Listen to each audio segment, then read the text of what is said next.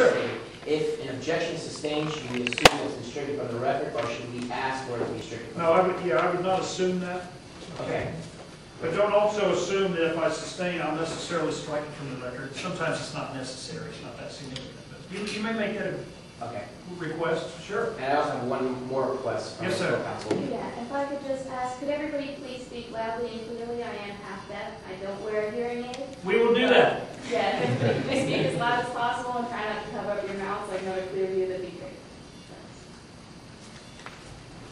Okay. And you want to go through statements or introductions or? I don't think introductions are necessary. We've already got our rosters. We're ready to go, council. So Okay. you want to start right in? If you may please the court. Yes, sir. Your Honor, members of the jury, co-counsel. Good evening, I'm Nasseropen, and I'm here with my co-counsels, Taylor Koshak and Ayush Sharma, and we will be representing the plaintiff, Sydney Young.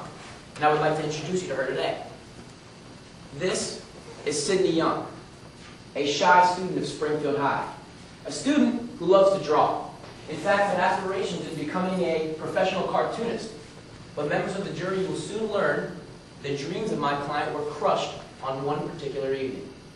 On the night of May 11, 2008, my client had attended a party. Finding few people she knew and alcohol readily available, she indulged herself in her rare night out and became intoxicated. Now drunk and without direction, she was offered a ride by one of the few people she trusts, Riley Gardner, and the sobering comfort of food. Not realizing her trust in Riley Gardner would get her into that evening. Now, my client has driven with the defendant, Riley Gardner, before and has seen him text while driving, and this night was no exception. However, this time was much more terrifying for my client because we will show you that the defendant was not only texting while driving, but he was speeding, driving carelessly, and ultimately caused severe damage to a promising young woman's life.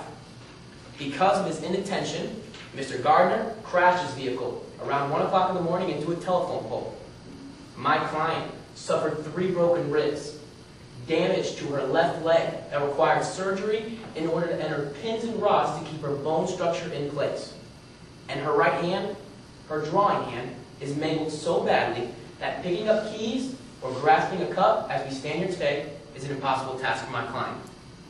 She is suffering and will continue to suffer. But if you deem Riley Gardner negligent today, you can supplant in some way her quality of life. During this trial, I'd like you to ask, do you believe Riley Gardner was texting while driving? Do you believe Riley Gardner was speeding, driving carelessly, failed to avoid collision, or even keep in regard the safety of her passengers? If you can believe these things, and the preponderance of the evidence shows Riley Gardner liable, then you must deem him in the wrong for what he has caused my client. Thank you.